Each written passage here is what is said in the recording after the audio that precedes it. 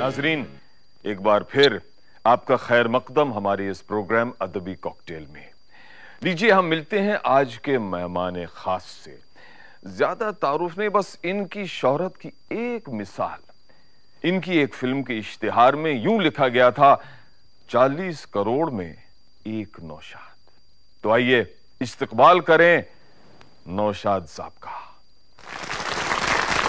हुजूर आदाब, आदाब, खुशामदीद। यहाँ आने के लिए बहुत बहुत शुक्रिया।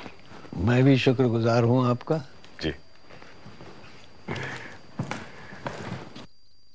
नौशाद साहब, एक फिल्म के इश्तिहार में ये आपके बारे में लिखा गया था कि 40 करोड़ में एक हैं आप, और अब हमारी आबादी जो है कुछ मेरे ख्याल से क्या 100 करोड़ तक पहुंच गई है, लेकिन दूसरे नौशाद क्यों नहीं पैदा हुए? देखिए, अब ये तो अल्लाह जाने कि आपके कहने के मुताबिक कि दूसरे नौशाद क्यों नहीं पैदा हुआ। मैं समझता हूँ कि ज़रूर पैदा हुए होंगे, इसलिए कि मुझसे बेहतर कल भी थे मौसीक़ार, आज भी हैं, और यकीनन जो मेरे साथी थे श्री रामचंद्र, शंकर जयकिशन और रोशन लाल जी, गुलाम हैदर साहब, पंडित अमरनाथ जी, हुसन लाल, भगत राम, खुर्शीद अनवर, ये सब मुझसे बेहतर थे। तो मैं समझता हूँ कि कई नौशाद खुदा ने पैदा किए।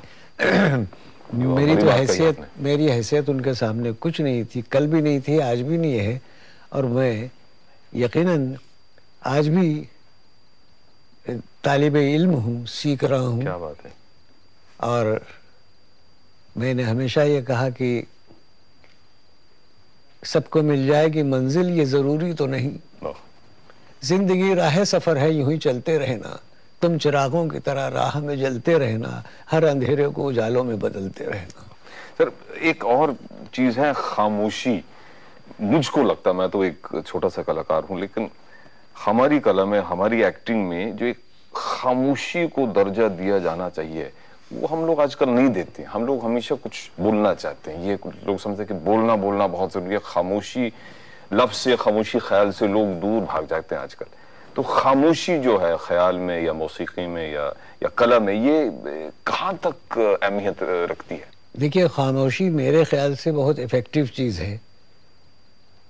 अक्सर फिल्मों में जो बैकग्राउंड म्यूजिक हमने दिया, तो बाज़ मौका ऐसा आता है, बाज़ सीक्वेंस ऐसे होते हैं कि हम कहते हैं यहाँ जो खामोशी है वही इफेक्टिव है। क्या बात है।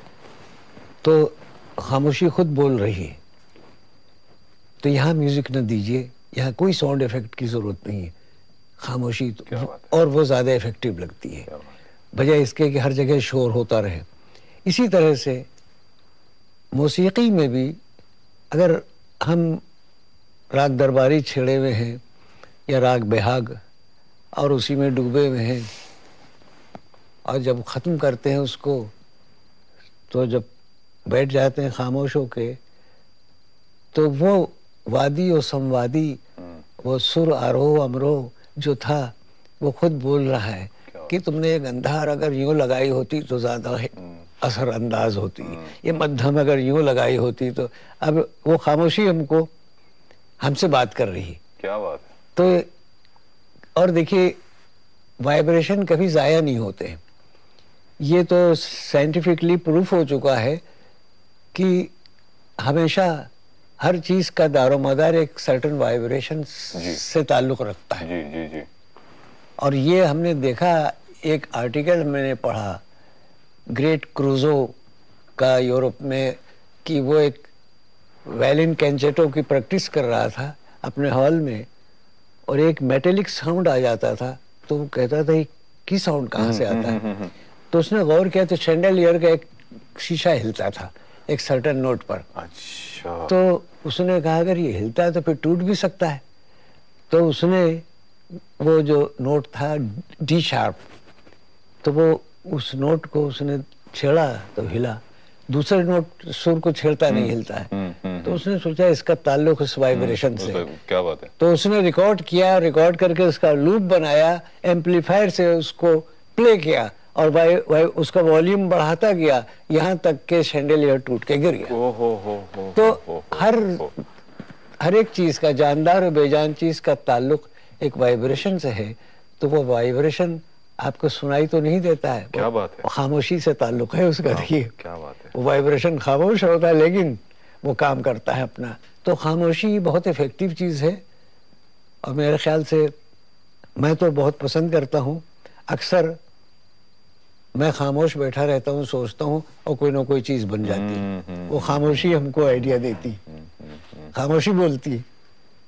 सर मैं एक और आपसे बात पूछना चाहता, मैं एक छोटा सा कलाकार हूं, लेकिन मैं आपसे ये पूछना चाह रहा था कि आप जब किसी फिल्म के लिए मौसीकी देते हैं, जब आपको मालूम है कि ये जो गाना है ये पर्टिकुलर कलाकार या एक्ट्रेस के ऊपर फिल्माया जाएगा ये गाना, तो उस वक्त उस एक्टर का या उस एक्ट्रेस का कुछ ख्याल या कोई तस्वुर आपके जहन में, आपके दिल में आ जाता है कि ऐसा कुछ है?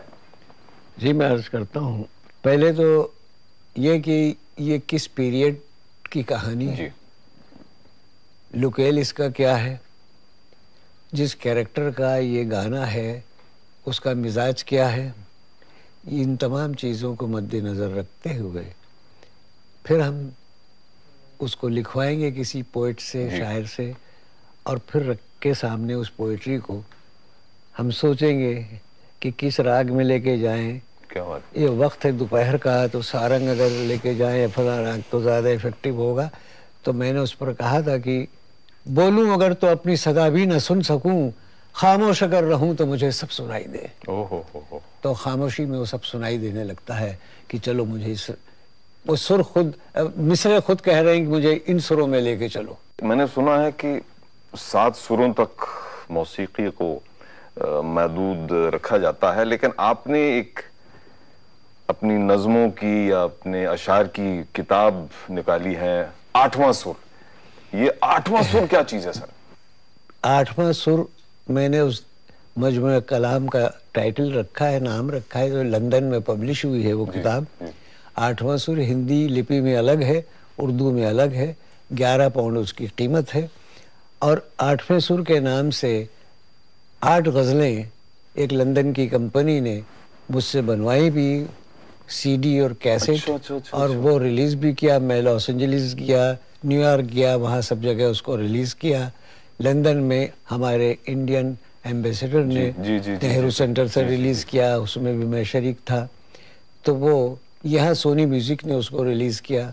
आपने एक 8वें सुर की बात छेड़ी थी, उसके लिए मैं अपनी गज़ल के चंद शेर आपके सामने, और जो हजरात इस प्रोग्राम को सुन रहे हैं उनकी खिदमत में पेश करता हूँ।